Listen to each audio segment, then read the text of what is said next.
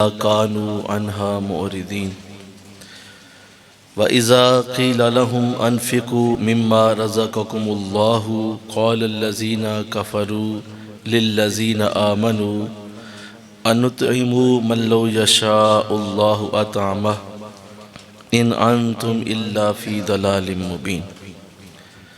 صدق الله العظيم. رب اشرح لي صدري ويسر لي أمري واحلل عقدة من لساني يفقهوا قولي. ان اللہ وملائکتہ یصلون علی النبی یا ایہا الذین آمنوا صلوا علیہ وسلموا تسلیما. مل کے پڑھیے الصلاۃ والسلام علیک یا رسول اللہ وعلی آلک واصحابک یا سیدی یا حبیب اللہ. الصلاۃ والسلام علیک یا سیدی یا رحمۃ للعالمین وعلی آلک واصحابک یا سیدی یا خاتم النبیین. نہایت ہی معزز و محترم حاضرین و سامعین، یہ قرآن آسان کورس کی مبارک نشست ہے جس پہ ہم اللہ کا شکر ادا کرتے ہیں کہ اپنے قرآن کے ساتھ اس نے ہمیں یہ وقت دیا ہے.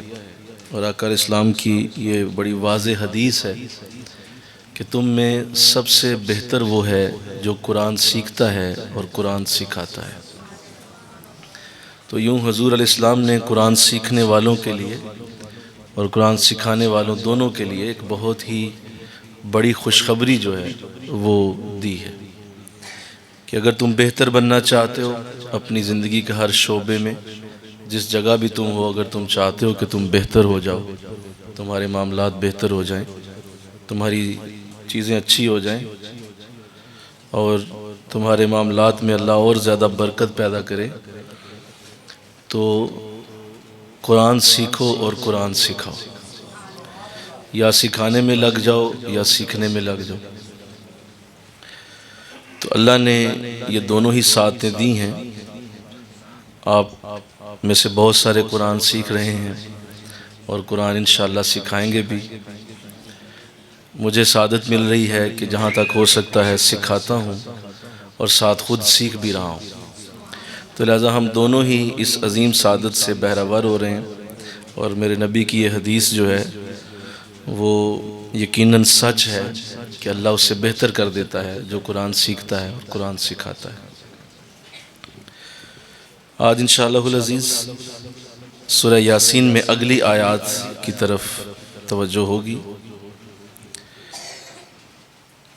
آیت نمبر 44 تک پڑھا گیا تھا. آج انشاءاللہ آیت نمبر 45 سے ہماری گفتگو کا آغاز ہوگا. اللہ نے ارشاد فرمایا بسم اللہ الرحمن الرحیم وَإِذَا قِيلَ لَهُمُ اتَّقُوا مَا بَيْنَ أَيْدِيكُمْ وَمَا خَلْفَكُمْ لَعَلَّكُمْ تُرْحَمُونَ. اور جب انہیں کہا جاتا ہے کہ ڈرو اس عذاب سے جو تمہارے سامنے ہے اور جو تمہارے پیچھے ہے تاکہ تم پر رحم کیا جائے. تو اللہ اس میں واضح کر رہا ہے کہ اے بندو میرے اس عذاب سے ڈرو جو تمہارے آگے اور تمہارے پیچھے میں نے رکھا ہوا ہے. اور اللہ کے عذاب سے ڈرنا یقیناً ہم سب کے لیے ضروری بھی ہے اور ہم سب اس بات سے خوف زدہ ہوتے ہیں، ہونا بھی چاہیے کہ اللہ کہیں ہمیں عذاب میں نہ گرفتار کر دے. تو یہاں دو قسم کے عذابوں کا ذکر کیا گیا اس آیت کے اندر. ایک تو کہا گیا کہ تمہارے آگے جو عذاب ہے وہ ہے اور جو تمہارے پیچھے عذاب ہے وہ ہے. ان دو عذابوں سے کیا مراد ہے اور اللہ اس میں کیا بتانا چاہ رہا ہے، کس طرح اس کی سمجھ لی جائے گی، اور مفسرین کے کلام سے اس کی مدد سے ہم سمجھیں گے کہ اس میں اللہ کیا ارشاد فرمانا چاہتا ہے. جو عذاب پیچھے ہوتا ہے وہ دنیا کا ہے، یعنی دنیا کے اندر جو معاملات ہیں، ہمارے دنیا کے جو معاملات کے اندر اللہ ہمیں عذاب یا تکلیفوں میں ڈالتا ہے یہ وہ ہیں. اور جو عذاب آگے آنے والا ہے وہ آخرت کا ہے جو بڑا ہی سخت ہے، جسے قبر کا عذاب کہہ سکتے ہیں، جسے دوزخ کا عذاب کہہ سکتے ہیں. تو اللہ فرما رہا ہے کہ یہ دونوں ہی عذابوں سے ڈرو.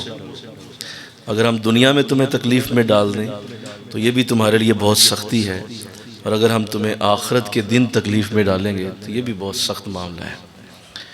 تو لہٰذا دونوں ہی عذابوں سے ڈرنے کا حکم دیا گیا ہے۔ پھر یہ ذہن نشین رکھنا چاہیے کہ دنیا میں بہت سارے ایسے لوگ ہیں جو بڑی اچھی زندگی گزار کے جاتے ہیں، مطلب وہ بظاہر ان کی زندگی میں دیکھیں تو خوشیاں ہی خوشیاں نظر آتی ہیں، دولت ہی دولت نظر آتی ہے، اور ان کی زندگی ایک بڑی ہی پربہار قسم کی زندگی ہے، گاڑیاں بھی ہیں، عہدے اقتدار بھی ہیں، ان کے پاس اولادیں بھی ہیں، اور وہ بڑی اچھی زندگی گزار رہے ہیں۔ تو قیامت کے دن کیا ہوگا یہ تو اللہ جانتا ہے، اس کا رسول جانتا ہے کیا معاملہ ہوگا، لیکن دنیا میں بظاہر وہ نظر آتا ہے کہ تو بہت اچھی زندگی گزار رہے ہیں، لیکن اگر ان کا دین دیکھا جائے اور ان کی روحانی زندگی دیکھی جائے تو وہ سخت ترین جو ہے وہ برائیوں میں، گناہوں میں مبتلا ہوتے ہیں، اور 5 وقت کی نماز کا تو سوال ہی پیدا نہیں ہوتا، اور اسی طرح دیگر نیکیوں سے بھی بہت دور ہوتے ہیں، لیکن زندگی بظاہر بڑی خوشحال نظر آتی ہے، اور ایسا عام آپ دیکھیں گے، عام ایسے لوگ آپ کو نظر آ جاتے ہیں۔ تو اس لیے پھر مفسرین نے یہاں بڑا خوبصورت کلام کیا ہے۔ مفسرین فرماتے ہیں کہ 2 قسم کی عذاب اللہ نے پیدا کیے ہیں، ایک وہ عذاب ہے جو محسوس ہوتا ہے، اور دوسرا وہ عذاب ہے جو محسوس نہیں ہوتا، آپ کو پتہ نہیں چلتا لیکن آپ ہوتے عذاب میں ہی ہیں۔ تو یہ 2 قسم کے عذاب ہیں۔ محسوس ہونے والے عذاب تو نظر آ جاتے ہیں، مثلا کسی کا ایکسیڈنٹ ہو گیا، بازو ٹوٹا، ہاتھ ٹوٹا، جسم زخمی ہو گیا، تکلیف آ گئی، باپ فوت ہو گیا، بھائی فوت ہو گیا، ماں دنیا سے چلی گئی، تکلیف آ گئی، چوری ہو گئی، مال ضائع ہو گیا، اسی طرح دنیا کے اندر جو آگ لگ گئی گھر میں، بہت سارے ایکسیڈنٹ ہیں، بہت سارے حادثات ہیں جو انسان کو تکلیف میں ڈال دیتے ہیں۔ کوئی بیماری آ گئی، ہاسپٹل میں کئی عرصے سے علاج کے لیے چلے گئے، دوائیوں پہ گزارا ہو رہا ہے، تو یہ دنیا میں نظر آنے والی تکلیفیں ہیں، بولیے جی، یہ دنیا میں نظر آتی ہیں اور محسوس بھی ہوتی ہیں، لیکن بہت سارے عذاب اور بہت ساری تکلیفیں ایسی ہیں جو انسان کو پتہ نہیں چلتا لیکن وہ ان میں مبتلا ہوتا ہے۔ اور مفسرین فرماتے ہیں یہ جو نظر نہ آنے والے عذاب ہیں نا، وہ زیادہ سخت ہوتے ہیں۔ یہ جو میں نے ابھی ذکر کیا، ان کی تکلیف کبھی نہ کبھی دور ہو جاتی ہے۔ مثلا اگر آپ بیماری میں ہیں تو انشاءاللہ شفا ہو سکتی ہے، اگر آپ کا ایکسیڈنٹ ہو گیا ہے تو کل کو اللہ شفا بھی دے دے گا، ٹھیک ہو جائیں گے، اگر چوری ہو گئی ہے تو اللہ نیا مال عطا کر سکتا ہے، تو اسی طرح دیگر معاملات میں کہیں نہ کہیں اس کی کمپنسیشن موجود ہے۔ لیکن جو دوسرا عذاب ہے نا، جسے نظر نہ آنے والا عذاب کہتے ہیں، وہ اس سے بہت سخت ہے۔ وہ کون سے عذاب ہیں نوٹ کرتے جائیں اور دیکھتے جائیں کہ کس طرح اللہ نے اس آیت کے اندر وہ خوبصورت انداز اختیار کیا کہ دونوں عذابوں سے ڈرو، جو پیچھے ہیں اور جو آگے ہیں۔ سب سے پہلے جو محسوس نہ ہونے والا عذاب ہے، جو بہت ہی سخت ہے، وہ ہے دل کا سخت ہو جانا، کہ انسان کا دل جو ہے وہ نرم نہیں بلکہ سخت ہے، اسے کسی کی تکلیف دیکھ کے رونا نہیں آتا، اور وہ کسی کی تکلیف کے اوپر اسے پریشانی نہیں ہوتی، اور وہ دنیا کے دکھوں کو جب دیکھتا ہے تو اسے کچھ بھی فرق نہیں پڑتا، اور جب وہ کسی کو پریشان ہوتے ہوئے کسی کے اندر معاملات کو خراب دیکھتا ہے تو اسے کوئی فرق نہیں پڑتا اس کی ذات، یہاں تک کہ اس کے سامنے اس کے والد کی میت بھی پڑی ہو تو پھر بھی اس کی آنکھ سے پانی کا ایک قطرہ نہیں نکلتا۔ تو ایسے لوگ ہوتے ہیں جنہیں دلوں کے سخت لوگ کہا جاتا ہے، اور یہ بہت ہی بڑی سزا ہے اللہ کی طرف سے، جس کا دل اللہ سخت کر دے کہ آپ اسے نیکی کی بات سنائیں کوئی فرق نہیں، آپ اسے قرآن سنائیں، نعتیں سنائیں، آپ اسے تبلیغ کریں، آپ اس کو عذاب سے ڈرائیں، آپ اسے اللہ کی بارگاہ کی محبت دینے کی کوشش کریں، اس کے دل پہ کوئی فرق ہی نہ پڑے۔ تو یہ دل کی سختی جو ہے، اس سے پناہ مانگنی چاہیے انشاءاللہ کہو۔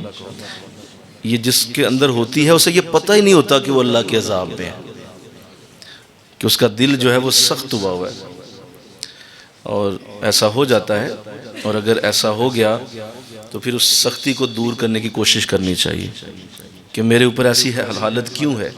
جب لوگ محبت اور پیار کو محسوس کر رہے ہیں، لوگ رو رہے ہیں، لوگ جو ہے اس تکلیف میں ہیں، تو میرے دل کو وہ محسوس کیوں نہیں ہو رہی؟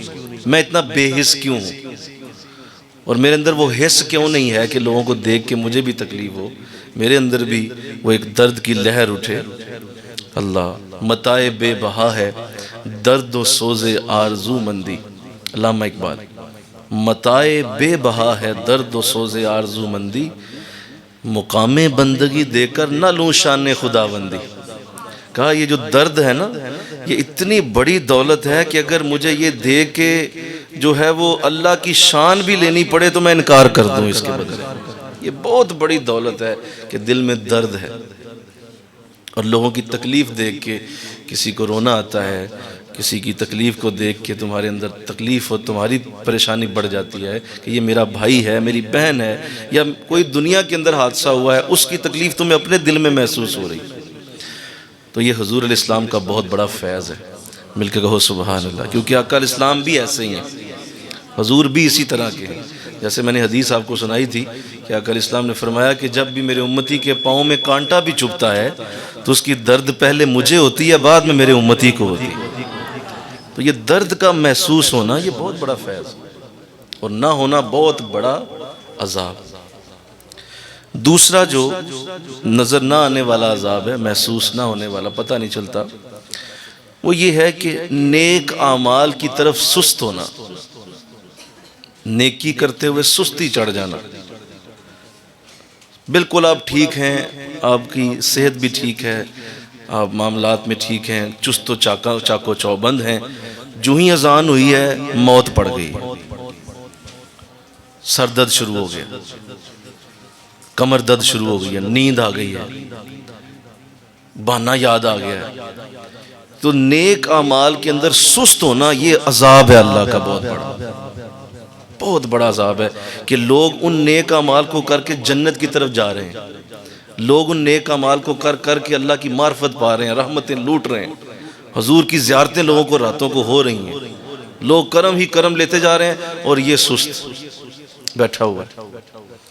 تو یہ کاہلی، سستی اور غفلت بہت بڑا عذاب، اور اس میں آپ دیکھیں گے بہت ساری قوم مبتلا ہے، بے شمار قوم اس میں مبتلا ہے کہ ویسے بڑے سمجھدار، باتیں بھی بڑی اچھی، نیکی کی گفتگو، عمل میں زیرو، عمل میں صفر، عمل کرنے کی باری آتی ہے تو جناب ناس گئے، بھاگ گئے، پتہ ہی نہیں کدھر گئے۔ باتیں سن لیں آپ ان سے، کلابے کے کلابے ملائیں گے، زمین و آسمان کو ایک کر دیں گے باتیں کرتے ہوئے، لیکن جب کہیں گے حضرت اس کا عمل کدھر ہے تو نظر ہی کو نہیں آتا۔ تو یہ بھی بہت بڑا اللہ کا عذاب ہے کہ انسان نیک اعمال میں سست ہو، غفلت کرے، اور حالانکہ اسے پتہ ہے کہ فرض نماز ہے، پتہ ہے کہ یہ کرم نوازی ہے اللہ کی، آج کی نماز گئی تو گئی، دوبارہ کبھی نہیں آنی، پھر بھی نہیں پڑھتا۔ تو یہ دوسرا عذاب ہے، اللہ اس سے بھی محفوظ کرے۔ تیسرا عذاب، قرآن پاک کی تلاوت کو چھوڑے ہوئے کئی ہفتے گزر گئے، نہیں پڑھا قرآن، قرآن کے قریب نہیں گیا، کئی ہفتے ہو گئے ہیں، کئی مہینے گزر گئے ہیں، کھول کے قرآن ہی نہیں پڑھا۔ یہ بھی اللہ کا بہت بڑا عذاب ہے کہ قرآن جس کے گھر میں موجود ہو، جس کے قریب موجود ہو، اور وہ قرآن کی تلاوت کی طرف راغب بھی کیا جاتا ہو، اس نے سنا بھی ہو کہ قرآن کی تلاوت کتنی بڑی سعادت ہے، نہیں پڑھتے۔ میں ایسے ایسے حافظوں کو جانتا ہوں کہ جب سے انہوں نے قرآن حفظ کیا دوبارہ کھولا ہی نہیں کھولا، اور قرآن کو دوبارہ پڑھنے کی ضرورت ہی محسوس نہیں کی۔ کیوں؟ وہ والدین نے کروا دیا تھا، اور والدین نے زور زبردستی کروا کے حفظ کے لیے بھیج دیا، اور جب حفظ ہو گیا اس کے بعد حافظ صاحب اور قرآن دور دور تک تعلق ہی کوئی نہیں۔ تو یہ بہت بڑا عذاب ہے کہ قرآن کی تلاوت کو چھوڑے ہوئے کئی ہفتے گزر جائیں اور لوگ قرآن کو اسی طرح چھوڑ دیں، اور پڑھا رہے قرآن، قرآن کے اوپر گرد جمتی رہے، اس کے صفحے جو ہیں وہ اسی طرح پڑھے کے پڑھے رہ جائیں، اور تم سمجھ رہے ہو کہ تمہارے گھر میں رحمت اتر رہی ہے۔ یہ اللہ کا بہت بڑا عذاب ہے۔ آقا اسلام نے فرمایا جس گھر میں قرآن نہ پڑھا جائے، ذکر نہ ہو اللہ کا، وہ گھر نہیں ہے، وہ قبرستان ہے۔ تو حضور نے اسے قبرستان سے تشبیہ دی، تو کہا اپنے گھروں کو قبرستان نہ بناؤ، اپنے گھروں میں قرآن کی تلاوت اور ذکر کو رواج دیے رکھو تاکہ زندوں میں رہو، قبرستان نہ بنے تمہارا گھر۔ اللہ، میرے حضرت ایک دن تشریف فرما تھے تو آپ نے بڑا اچھا ایک جملہ بولا تھا، آج تک اس کی برکت لیے پھرتا ہوں۔ میرے حضرت فرمانے لگے کہ بیٹا، جس دن کا آغاز تمہارا قرآن کی تلاوت سے ہو گیا وہ دن تمہارے لیے منحوس نہیں ہو سکتا۔ اس دن تمہارے اوپر نحوست نہیں اترے گی، کسی قسم کی نحوست اس دن نہیں آ سکتی۔ جو دن تمہارا قرآن کی تلاوت سے شروع ہوا، اس دن کوئی تمہارے ایکسیڈنٹ نہیں ہوگا، کوئی تمہارے اوپر بری نظر اثر نہیں کرے گی، کوئی رزق کی کمی کا تمہیں سامنا نہیں کرنا پڑے گا۔ جدھر جاؤ گے اللہ رحمتوں کے دروازے کھولتا جائے گا، کیونکہ تمہارے دن کا آغاز قرآن کی تلاوت سے ہو ہے۔ تو جناب یہاں کئی ہفتے ہو گئے ہیں قرآن کھلے ہوئے، تو عذاب نہیں ہے تو کیا ہے بولو؟ کہتے ہیں مجھے ٹائم نہیں ملتا، ٹائم نہیں، قرآن تمہیں اپنے قریب آنے ہی نہیں دیتا۔ تم ایسے بدبخت ہو، ایسے تم نے جو ہے وہ اپنی زندگی کے معاملات کو گندہ کیا ہوا ہے کہ قرآن جیسی کتاب تمہیں نصیب خود نہیں ہونے دے رہی۔ اللہ تو اللہ توفیق دے، اللہ اس سے محفوظ فرمائے۔ پھر فرمایا کہ یہ بھی اللہ کا عذاب ہے کہ سردیوں کی طویل راتیں ہوں اور لمبی راتیں نصیب ہوئی ہوں اور ان میں انسان قیام سے محروم ہو جائے، اللہ کے آگے کھڑا ہونے سے محروم ہو جائے۔ راتوں کے اوقات نصیب ہوئے ہوں، اور وہ راتیں بھی چھوٹی نہیں، لمبی راتیں جس میں نیند پوری ہو کے بھی پوری ہو جاتی ہے۔ اگر انسان وہاں سردیوں میں تو اب 14 گھنٹے کی رات آپ دیکھتے ہیں کہ وہ آپ اگر 8 9 بجے 10 بجے بھی سوتے ہیں تو صبح جا کے کہیں 7 بجے جا کے سورج نکلنا ہے، تو لمبی رات نصیب ہوتی ہے۔ اس لمبی رات میں بھی سجدہ کرنے کی توفیق نہیں ملتی۔ اندازہ کریں آپ کہ چلو دن کے وقت تو مصروفیات ہیں، بولو دن کے وقت تو مصروفیات تھیں، بہت سارے بہانے بن سکتے تھے کہ میں دکان پہ تھا، میں جاب پہ تھا، میں اپنے کام میں مصروف تھا، بچے تھے، بیوی، معاملات۔ وہ بھائی اب تو سب ختم ہو گیا، لوگ چھٹی کر کے چلے گئے، تو نے رات کا کھانا بھی کھا لیا، سارے معاملات بہتر ہو گئے، لوگ سونے کی طرف چلے گئے، لمبی رات ہے اب، تو اس رات میں بھی تم سجدے سے محروم ہو یار۔ تو یہ عذاب الہی نہیں تو کیا ہے؟ یہ بھی اللہ کا عذاب ہے کہ لمبی راتیں ہوں اور انسان اللہ کے سامنے کھڑا ہی نہ ہو، اس کو تہجد کی یا اسے فجر کی توفیق ہی نصیب نہ ہو۔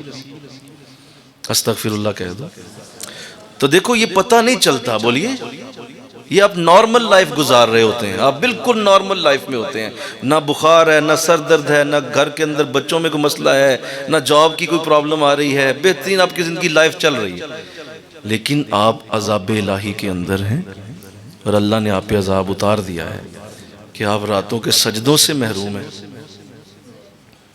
اللہ تو آج تو خیر یہ کب سے یہ شوق ختم ہو گئے، لمبے سجدے کرنے والے آج تو نمازی نظر ہی نہیں آتے۔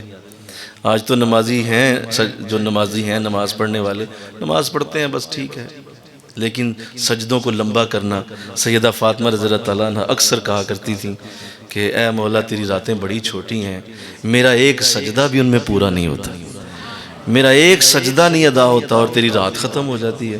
مولا مجھے شکوہ ہے تجھ سے، تھوڑی راتیں ذرا بڑی کر دے، میرا سجدہ ہی پورا ہو جائے اس رات کے اندر۔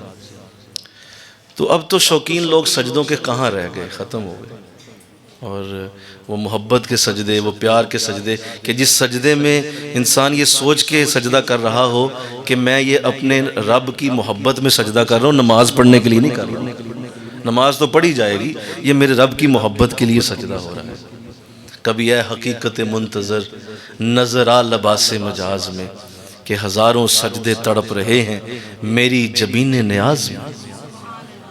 وہ کہتا ہے یہ ایک سجدہ نہیں مولا، ایسے ہزاروں بھی کرنے پڑے تو کروں گا، تو ایسی توفیق ہی کوئی نہیں، تو بظاہر پتہ نہیں چلے گا آپ کو، لیکن یہ عذاب ہے۔ اللہ اس کے بعد بہت سارے خیر و برکت کے موقع اللہ سارا سال دیتا ہے۔ سنو یہ دیکھو میری بات سمجھو، اس بات کو، سارا سال بہت سارے خیر و برکت کے موقع آتے ہیں۔ کبھی شب برات آتی ہے، مل کے کہو سبحان اللہ، کبھی شب قدر آئے گی، رمضان کے خوبصورت دن آئیں گے، راتیں آئیں گی، رمضان کا آخری عشرہ آتا ہے، خاص طور پہ آخری عشرہ، محرم کے پہلے 10 دن آتے ہیں، ذوالحج کے پہلے 10 دن اور راتیں آتی ہیں، بڑے خاص موقع، پورے سال میں یوم عاشور آتا ہے، 10 محرم کا دن آتا ہے، پھر ہر ہفتے جمعہ آتا ہے.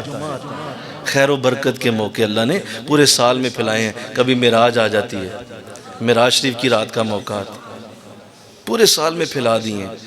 اب یہ شخص جو ہے ان خیر و برکت کے موقعوں سے بھی محروم ہے کہ جہاں چلو پورا سال تم گندے مندے تھے، ان راتوں میں تو آؤ، ان راتوں کو تو استعمال کرو، ان راتوں میں تو آ کے اپنے رب کو راضی کر لو اور رب کی رضا لے لو. نہیں اٹھے گا. اس وقت بھی دلیلیں ڈھونڈنے میں لوگ لگ جاتے ہیں، قرآن میں ہے کہ نہیں، حدیث میں ہے کہ نہیں، ہمیں دکھائیں. وہ شکر کرو تمہیں اللہ عمل کا موقع دے رہا ہے، کرم اور فضل کی ایک رات آئی ہے، تم دلیلیں ڈھونڈنے لگ گئے اور دلیلیں ڈھونڈنا شروع کر دے. تو ایسے لوگ بھی عذاب الہی کا اصل میں شکار ہوتے ہیں کہ وہ ان خیر و برکت کے موقعوں کو مس کر جاتے ہیں جس میں اللہ اس قدر برکتیں اتارتا ہے کہ حضرت عیسیٰ علیہ السلام جب اس پتھر سے نکلے ہوئے شخص سے ملے تھے، جو پتھر کے قریب سے گزرتے ہوئے آپ نے تسبیح کی آواز سنی، تو جواب دیا گیا کہ اے عیسیٰ یہ پتھر کے اندر آپ کا ایک امتی ہے. فرمایا میں دیکھنا چاہتا ہوں. پتھر کھولا، اللہ نے کھول دیا، وہ امتی باہر آ گیا. اس نے آپ کا ہاتھ چوما، پیار سے ادب کیا، سلام کیا، کہا حضرت بڑے عرصے سے اللہ سے دعا مانگی تھی کہ مجھے ذکر و فکر کی توفیق نصیب ہو، تو یہ 500 سال ہو گئے ہیں مجھے اس پتھر میں اللہ کا ذکر کر رہا ہوں. اللہ نے مجھے عمر دی ہے اور میں مسلسل 500 سالوں سے ذکر میں ہوں. تو حضرت عیسیٰ علیہ السلام بڑے خوش ہوئے. فرمایا مولا مجھے بڑی سعادت ملی کہ میری امت میں ایک ایسا شخص بھی ہے جو 500 سالوں سے ذکر و فکر میں ہے، تو میرے لیے یہ بڑی خوشی کی بات. تو جواب آیا عیسیٰ یہ 500 سال کی جو عبادت تو اس کی سن رہے ہیں، اس پہ اتنا فخر نہ کیجئے. میرے آخری نبی کو میں ایسی رات دینے والا ہوں جس میں کوئی 2 نفل بھی پڑے گا تو 500 سال سے زیادہ عبادت کا ثواب. نہیں آتے اس میں بھی لوگ، اس میں بھی نہیں بیٹھے گا وہ. تو یہ عذاب الہی نہیں تو کیا 2 نفل جس میں پڑے جائیں 500 سال سے زیادہ برکت. لیلۃ القدر رمضان کی آخری طاق راتوں میں سے ایک طاق رات. نہیں آتے لوگ اس میں بھی، اور آتے بھی ہیں تو بھاری دل کے ساتھ لنگر ٹھپنے کے لیے، اور تھوڑی دیر بیٹھے اور پھر نکل گئے، ادھر ادھر کی دیکھی اور پھر نکل گئے چلے گئے. تو یہ بھی عذاب الہی ہے، اللہ اس سے محفوظ کرے. اس کے بعد ایک بہت بڑا عذاب جو یہ بھی فیل نہیں ہوتا کہ قرآن پاک جو پڑھے ہوئے ہوتے ہیں، لوگ جو قرآن پڑھے ہوئے ہوتے ہیں ان کے لیے بہت سارے اللہ ایسے مواقع زندگی میں ضرور لاتا ہے جن سے وہ قرآن کو مزید سیکھ سکتے ہیں، مزید قرآن کے اندر درک حاصل کر سکتے ہیں، مزید قرآن کی ڈیپتھ میں جا سکتے ہیں، گہرائی میں جا سکتے ہیں قرآن کی. لیکن وہ موقع بینر پڑھ کے بھی لوگ ضائع کر دیتے ہیں.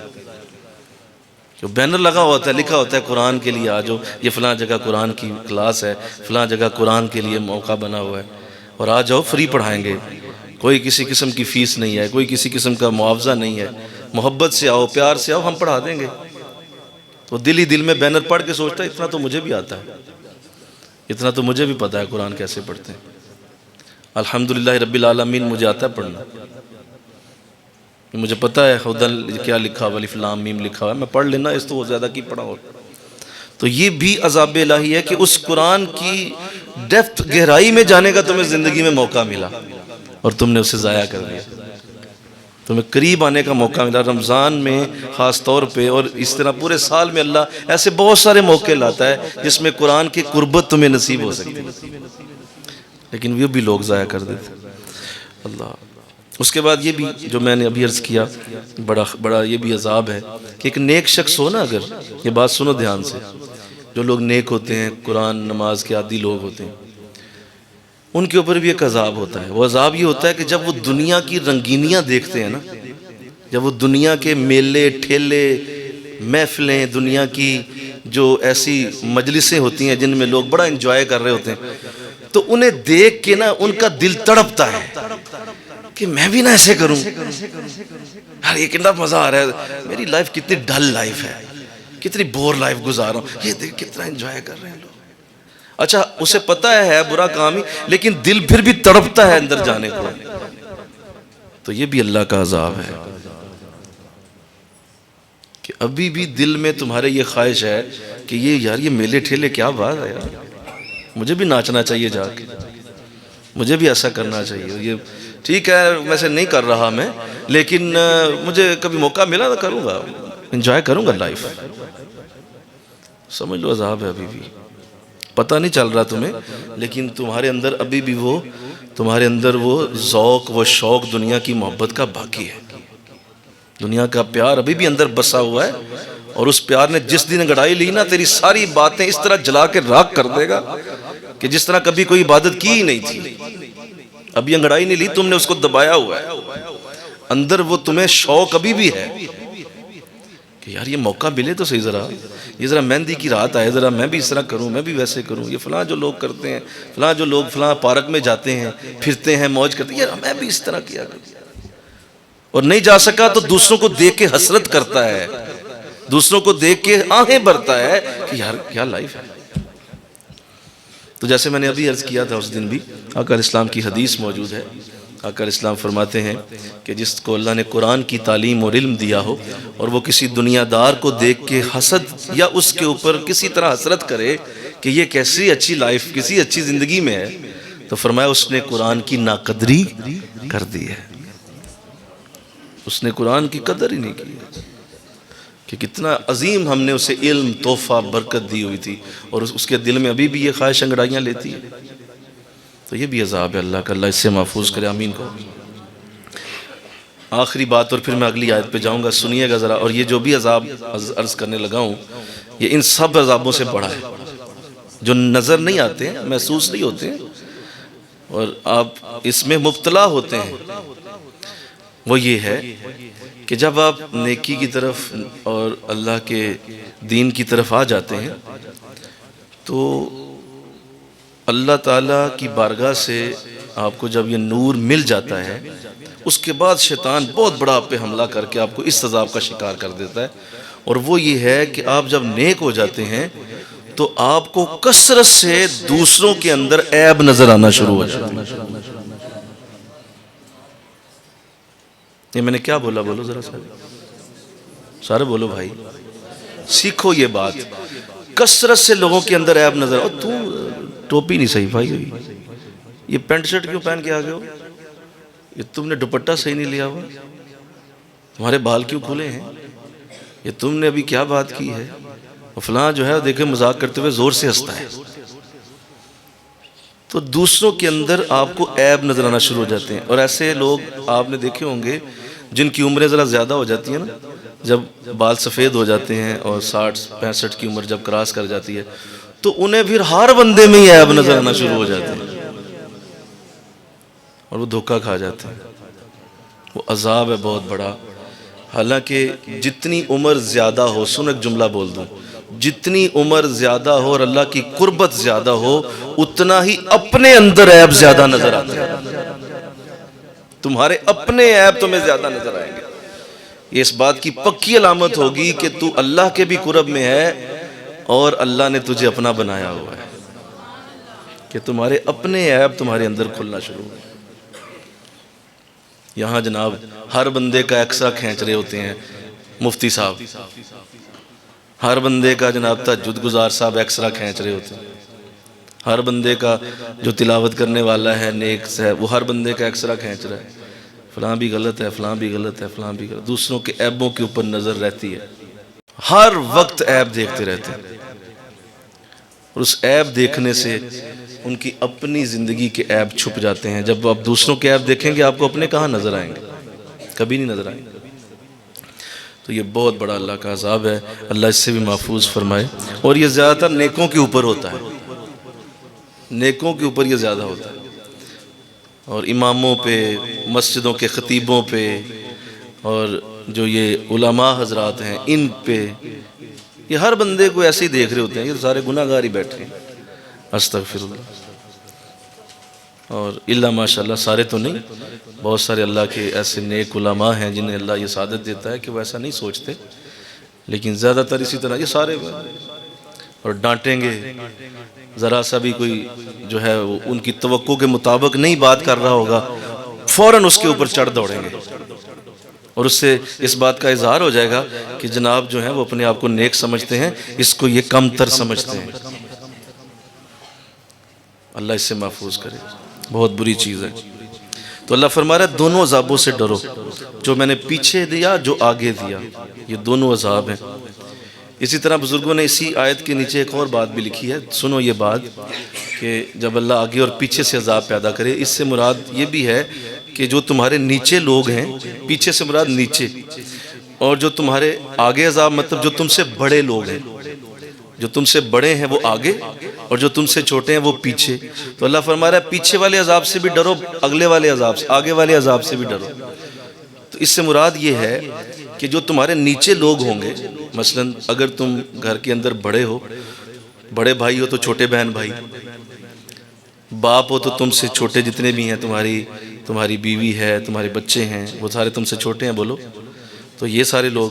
اور بڑے کون ہیں؟ تمہارے ماں باپ ہو سکتے ہیں، تمہارا استاد ہو سکتا ہے، تمہارا فیکٹری کا مالک ہو سکتا ہے، جہاں تم جاب کرتے ہو وہاں کا پرنسپل ہو سکتا ہے، جو تم سے درجے میں اونچا ہے۔ تو اللہ فرما رہا ہے کہ یہ دونوں چیزیں میں اس طرح تجھے اپنی سختی میں لاؤں گا کہ نیچے والے بھی تیرے خلاف کر دوں گا، اور جو اوپر ہوں گے وہ بھی تیرے دشمن ہو جائیں گے۔ دونوں طریقوں سے تجھے رگڑ دوں گا میں۔ نیچے والا تیری بات نہیں سنے گا، تیری نافرمانی کرے گا، وہ تیرے ساتھ تعاون نہیں کرے گا، حالانکہ تجھ سے چھوٹا ہے لیکن وہ تیرے سر پہ چڑھے گا، اور جو بڑا ہے وہ تجھے پیس کے رکھے گا ہر وقت، حکمران ہے، وہ باپ ہے، وہ بڑا بھائی ہے، اس کی طرف سے بھی سختی آئے گی، اور یوں دونوں طرف سے۔ اس کی مثال بڑی اچھی دی گئی، بزرگ فرماتے ہیں کہ ایک شخص گھر میں اگر داخل ہوا تو اس نے دیکھا کہ بیوی اور ماں لڑ رہے ہیں، بیوی اور ماں کی لڑائی جاری ہے، دونوں ایک دوسرے کے ساتھ دست و گریبان ہیں، اور ایک دوسرے کو تھپڑ مار رہی ہیں، بیوی بھی اور ماں بھی ایک دوسرے کو مار رہی ہیں۔ اب یہ ہے اوپر سے بھی عذاب اور نیچے سے بھی عذاب۔ بیوی کو کچھ کہتا ہے تو دنیا جاتی ہے، ماں کو گالی دیتا ہے تو دھکا مارتا ہے تو آخرت بھی جاتی ہے، دونوں طرف سے عذاب میں گرفتار ہو گیا، بیوی سے بھی گیا اور ماں سے بھی گیا۔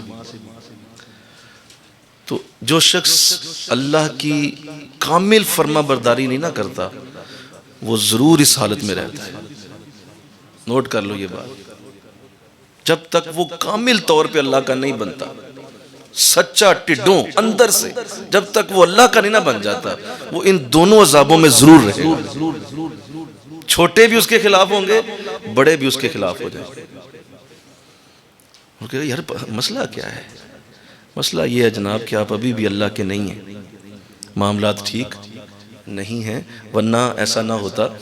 میں نے کسی جگہ وہ بات کہی تھی کہ ایک بزرگ تھے، اللہ والے تھے، وہ جو ہے پہاڑ پہ تھے اور دنیا سے ذرا کٹ کے پہاڑ پہ ذکر و فکر میں مصروف رہتے۔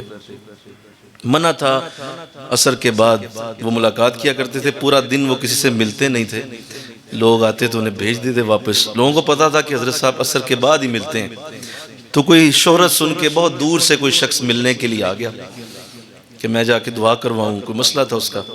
تو وہ جب پہنچا وہاں تو لوگوں نے کہا کہ بھائی ابھی تو دوپہر کا ٹائم ہے، آج تو اس وقت تو نہیں ملیں گے تمہیں، تو بہتر ہے انتظار کر لو، وہ تمہیں کسی صورت وقت نہیں دیں گے، اس وقت وہ عبادت و ریاضت میں مصروف ہوتے ہیں، ذکر و فکر کر رہے ہوتے ہیں۔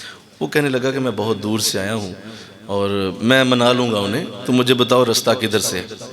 تو خیر وہ رستہ بتا دیا لوگوں نے، وہ چڑھتا ہوا پہاڑ پہ چڑھا، اور جا کے جب دیکھا تو آگے منظر عجیب تھا کہ حضرت واقعی مصلی پہ ہیں، اور ان کے قریب ان کی بکریاں ہیں اور وہ چر رہی ہیں، بڑا خوبصورت میدان ہے، اس کے اندر بکریاں چر رہی ہیں، اور ان کی حفاظت جو ہے وہ ایک بھیڑیا کر رہا ہے، ایک بھیڑیا ہے جو اس کی حفاظت کر رہا ہے، کبھی ادھر بھاگتا ہے کبھی ادھر بھاگتا ہے، بکریوں کو جانے نہیں کہیں دیتا، وہ بکریاں ادھر ہی چر رہی ہیں۔ بڑا عجیب منظر تھا۔ خیر انہوں نے سلام پھیرا تو کہا کہ بیٹے تو اس وقت آگے ہو، میں نے تو نہیں اس وقت تمہاری بات سننی، میری طرف سے معذرت ہے۔ تو اس نے کہا حضور میں کوئی بات نہیں کروں گا، میں نے بہت اچھا منظر دیکھا ہے، تو بس ایک سوال کا جواب دے دیں، اس کے بعد میں چلا جاؤں گا، پھر وقت جب آئے گا تو آ جاؤں گا۔ سوال یہ ہے کہ حضور یہ ایسا کیسے ہو گیا کہ بھیڑیا بکریوں کی حفاظت میں لگ گیا؟ یہ کس طرح ہو گیا کہ بھیڑیے نے بکریوں کی حفاظت شروع کر دی؟ آج تک ایسے ہوا نہیں ہے، تو حضور یہ کیسے ہو سکتا ہے کہ بھیڑیا بکریوں کی حفاظت کرے ہے؟ تو اس نے جب یہ سوال کیا تو حضرت نے جواب دیا، بیٹا جب سے میری صلح اللہ سے ہو گئی ہے، اللہ نے بھیڑیے کی صلح بکریوں سے کروا دی۔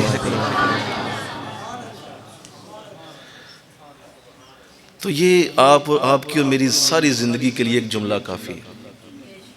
اگر کوئی یہاں صحیح سمجھنے آیا نا قرآن، تو اس کے لیے آج یہ جملہ ساری زندگی کے لیے کافی ہے۔ میرے حالات کیوں ٹھیک نہیں ہوتے؟ میری اللہ سے صلح ہی نہیں ہے، صلح نہیں ہے ہماری، لہذا جب صلح نہیں ہے تو اسی طرح رہنا ہے جناب، اسی طرح چلتے رہنا ہے، اور آخری دن آ جائے گا، ہچکی آئے گی، اور اس کے بعد آپ سوچتے رہ جائیں گے کاش میں صلح کر لیتا، کاش میں کچھ اس وقت کر لیتا اور میں کچھ اللہ سے بنا لیتا، لیکن صلح نہیں ہے۔ تو لہذا کہا یہ دونوں عذابوں سے بچو، اور ہم نے جو یہ آگے اور پیچھے سے عذاب کی بات کی ہے، اس سے تمہیں محفوظ رہنے کا ہم قرآن میں تمہیں تلقین کر رہے ہیں۔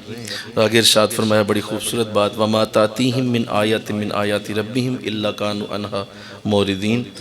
اور اب جب بھی ان کے پاس ان کے رب کی نشانیوں میں سے کوئی نشانی آتی ہے تو وہ اس کو جھٹلا دیتے ہیں، جھٹلا دیتے ہیں اسے۔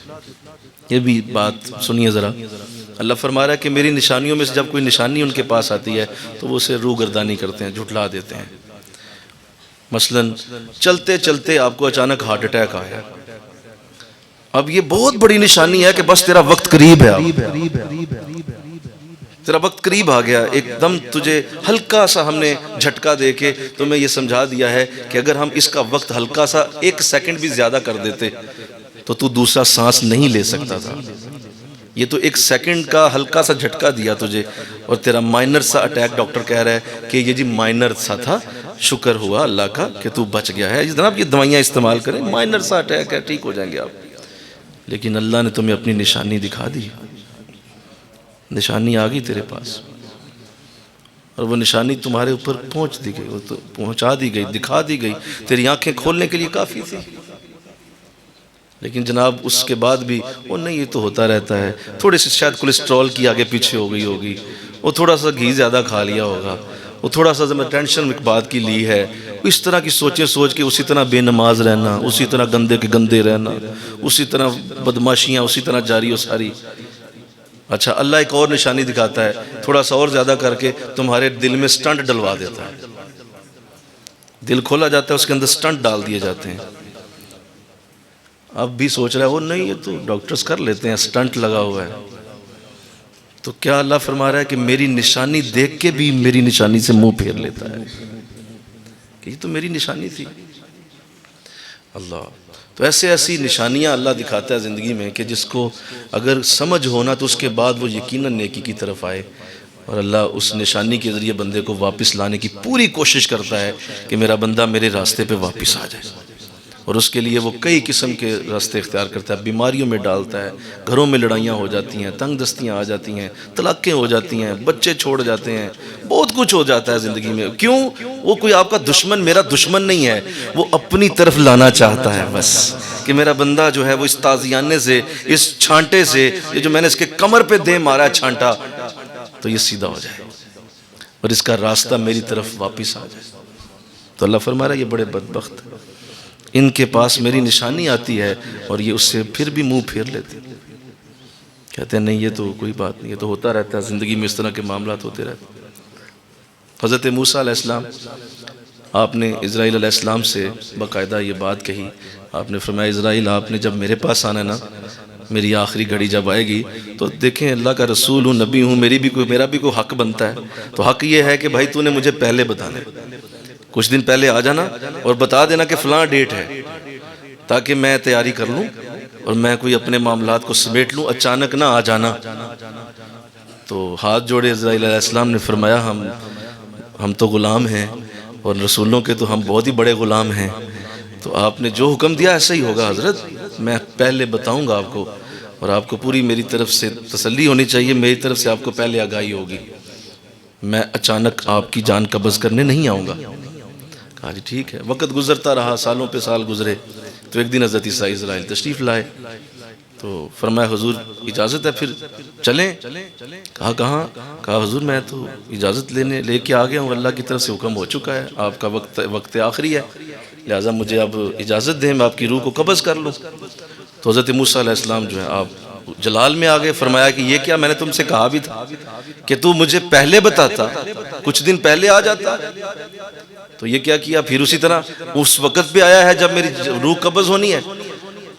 تو حضرت اسرائیل فرمانے لگے حضور میں نے تو ایک چھوڑ دو چھوڑ بہت سارے پیغمبر بھیجے آپ کی طرف، آپ کو پیغام نہیں آیا میرا؟ کہا نہیں، کوئی کسی نے آ کے مجھے نہیں بتایا۔ کہا حضور وہ جو کل پچھلی گلی میں جنازہ ہوا ہے وہ میری نشانی ہی تو تھی، وہ جو اس سے پچھلے دن میں آپ نے فلاں علاقے میں ایک شخص سنا فوت ہوا وہ میری نشانی تھی، میں نے بھیجا تھا اسے۔ وہ جو اس سے پچھلے دن آپ کو پتا چلا، اس لمبی ڈیٹیل کھول دی۔ کہا حضور میں نے تو 70 پیغام بھیجے ہیں آپ کو۔ اوہو اے اسرائیل تو ٹھیک کہہ رہا ہے، ٹھیک ہے بسم اللہ پڑھ پھر۔ تو لہٰذا بہت ساری نشانیاں وہ ہمیں روز دیتا ہے، اور یہ ایک جھٹکا ہی آنا ہے بس، اس نشانی کے بعد اس کے بعد مہلت ختم ہو جانی ہے۔ تو اللہ فرما رہا ہے کہ یہ ایسے بدبخت ہیں کہ یہ میری اس نشانی کی طرف غور نہیں کرتے ہیں، اور جب نہیں کرتے ہیں تو اس کے بعد جو ہے یہ بڑی سخت تکلیف میں پڑ جاتے ہیں، اور وہ تکلیف ان کو بڑا دکھ اور درد دے جاتی ہے، اس کے باوجود وہ میری طرف نہیں آتے۔ مجھے بڑی اچھی طرح یاد ہے کہ یہ جو خواب ہوتے ہیں نا انسان کے، یہ آپ کو صحیح کرنے میں بہت بڑا کردار ادا کرتے ہیں، اور اگر آپ اپنے خوابوں کو صحیح طرح سے سمجھ لیں تو بہت ساری آپ کی زندگی کی مشکلات آپ کے خواب کم کر دیتے ہیں۔ لیکن اگر کوئی سوچے تو ایسے کئی خواب جو ہیں وہ آتے ہیں جو انسان کو یہ سوچ کے سمجھ کے دیے جاتے ہیں کہ میرا بندہ صبح اٹھے تو اب سجدہ ریز ہو جائے، اب میرا بندہ میرے پاس آ جائے، اس خواب کے ذریعے اللہ دکھا دیتا ہے۔ لیکن وہ اسے ایک ڈرونا خواب سمجھ کے اور یہ سمجھ کے کہ پتہ نہیں بس کوئی بری چیز تھی، وہ آگے خواب میں اس کو چھوڑ دیتا ہے، حالانکہ وہ خواب اس کے رب کی طرف سے آتا ہے، اس کے رب کی طرف سے آتا ہے۔ تو یہ بھی اللہ کی نشانیوں میں سے ہے، مل کے کہو سبحان اللہ، کہ اللہ اپنے بندوں کو بہت ساری نشانیوں سے اپنی طرف لانے کی کوشش کرتا ہے۔ اس کے بعد ارشاد فرمایا اگلی آیت میں وَإِذَا قِيلَ لَهُمْ أَنفِقُوا مِمَّا رَزَقَكُمُ اللَّهُ قَالَ الَّذِينَ كَفَرُوا لِلَّذِينَ آمَنُوا أَنُطْعِمُوا مَن لَّوْ يَشَاءُ اللَّهُ وَأَطْعَمَهُ إِنْ أَنْتُمْ إِلَّا فِي ضَلَالٍ مُّبِينٍ۔ اور جب انہیں کہا جاتا ہے کہ اس مال سے خرچ کرو جو تمہیں اللہ نے دیا ہے، تو کافر کہتے ہیں اہل ایمان کو کہ کیا ہم انہیں کھانا کھلائیں جنہیں اللہ اگر چاہتا تو خود کھلا دیتا۔ تو اے نصیحت کرنے والو تم تو بالکل بہک ہی گئے ہو، تم تو بالکل ہی بہک گئے ہو، گمراہ ہی ہو گئے ہو، یہ کیسی بات کرتے ہو؟ تو یہ بھی اللہ کی طرف سے آیت کریمہ جو ہے بہت بڑا اظہار کر رہی ہے، اور اس کے اندر بہت بڑا اشارہ ہے۔ تو لہٰذا ایک تو یہ کہا کہ ہم ان لوگوں سے کہتے ہیں کہ اپنا مال خرچ کرو، یہ جو تمہارا مال ہے نا اس کو اپنے پاس جمع کر کے نہ رکھو، اس کو خرچ کرنے کی عادت بناؤ۔ یہ ہماری نصیحت ہوتی ہے ان لوگوں کو، جو ایسے لوگ ہیں جنہیں اللہ مال دیتا ہے نا، بولو یہ جو مالدار ہیں، یاد رکھو یہ مال کیوں اللہ دیتا ہے؟ جب مال آپ کی ضرورتوں سے زیادہ ہو جائے نا تو سمجھ لیں کہ وہ کسی غریب کے لیے دیا گیا ہے، وہ تمہارے اپنے لیے نہیں ہے۔ اگر وہ تمہاری ضرورت سے زیادہ ہے اور واقعی تمہاری ضرورت اس میں پوری ہو چکی ہے اور تمہاری ضرورتوں سے بڑھ کے تمہیں ملا ہوا ہے تو وہ تمہارا مال نہیں ہے، وہ کسی غریب کا تھا، وہ تمہاری جیب میں اس لیے ڈالا گیا ہے تاکہ تم اسے خرچ کرو، اس کو نکالو، اس کو جمع کر کے نہ رکھو۔ تو لہذا یہ مال کو خرچ کرنے کا ذکر سورہ یاسین میں اس طرح سے ڈالا گیا ہے کہ حد ہو گئی ہے۔ اور دیکھیے گا ترتیب دیکھیے گا، اللہ فرمائے جب میں اسے کہتا ہوں کہ تم جو ہے وہ خرچ کرو مال کو، اور غریبوں پہ خرچ کرو، ناداروں پہ خرچ کرو، تو آگے سے جواب دیکھو کیا دیتے ہیں کہ تم کہہ رہے ہو کہ ہم بھوکوں کو کھانا کھلائیں۔ تو اللہ کے بندے ہیں نا یہ، اگر اللہ خود ہی انہیں کھلا دیتا تو پھر سمجھ آتی ہے، جب اللہ ہی انہیں کھلانا نہیں چاہتا تو ہم کیوں کھلائیں؟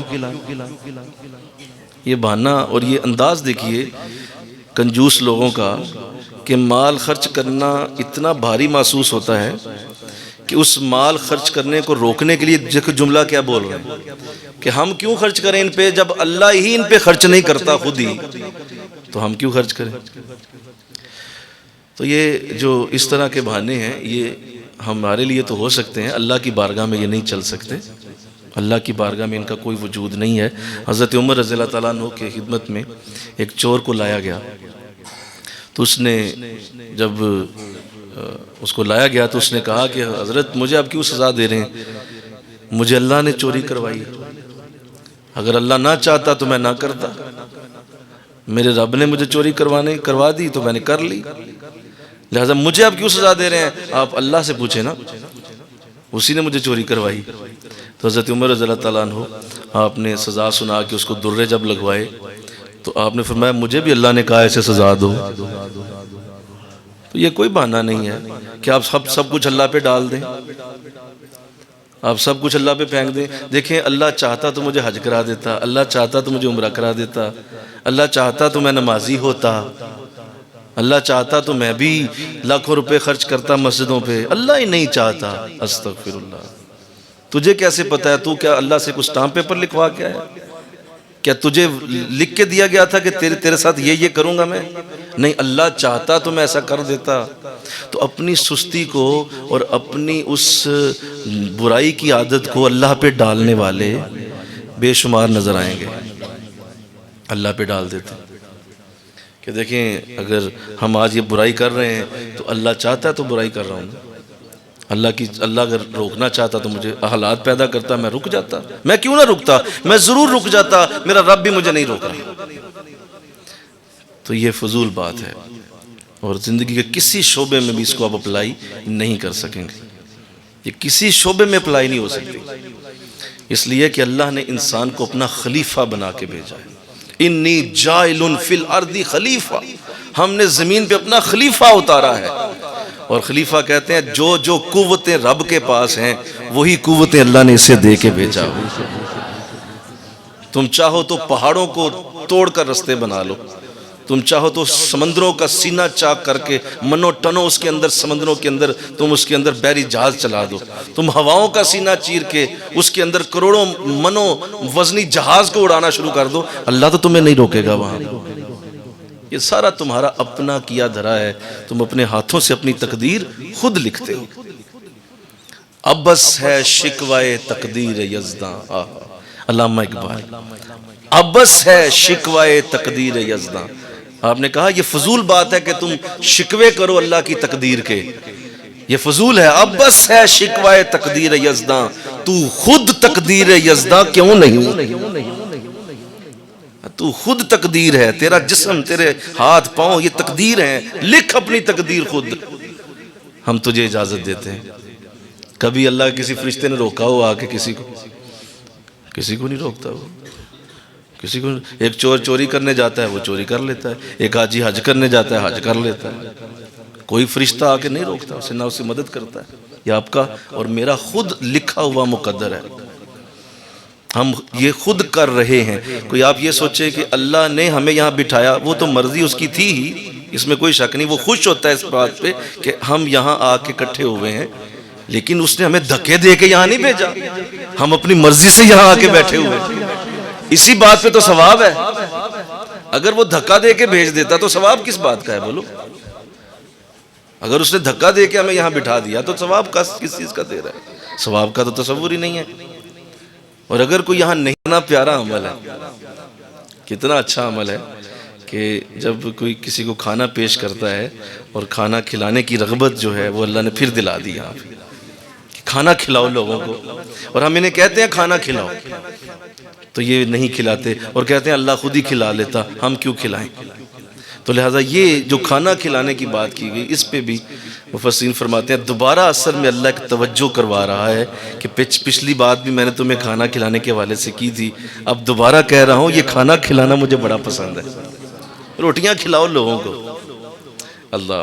حضرت موسیٰ علیہ السلام آپ تشریف لے جا رہے تھے اللہ کی بارگاہ میں کہ راستے میں ایک شخص ملا اور اس نے کہا حضرت دعا کیجئے گا کہ اللہ کی بارگاہ میں عرض کر دیں کہ مجھے میرا رزق سارا ہی دے دیا جائے. میں بڑا غریب آدمی ہوں اور میری غربت کی انتہا ہو چکی ہے، روٹی پانی بالکل نہیں ہے، تو میں چاہتا ہوں میرا رزق سارا کٹھا ہی مجھے مل جائے تاکہ میں کچھ دن کھا تو لوں پی تو لوں. تو حضرت آپ ذرا میرا یہ اگر پیغام پہنچا دیں گے تو بڑی نوازش ہوگی. تو حضرت موسیٰ فرمانے لگے ضرور تیرا پیغام اللہ کو پہنچے گا.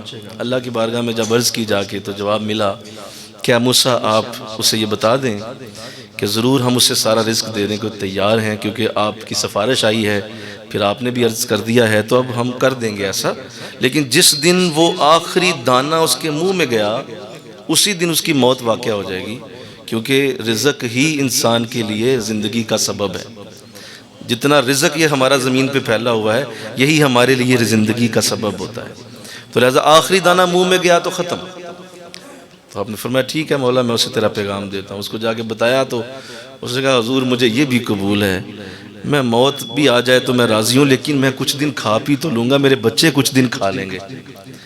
تو اللہ کی بارگاہ سے کرم ہوا، شام کو ہی رزق کے انتظام ہو گئے. بے شمار رزق، دانے، چاول، گندم، پھل، جو جو اس کی زندگی میں آئندہ کچھ سالوں میں جتنے سالوں میں تھا وہ سارا اکٹھا ہو کے اللہ نے اس کے گھر میں پہنچا دیا. ڈھیر لگ گئے، کمرے بھر گئے رزق سے.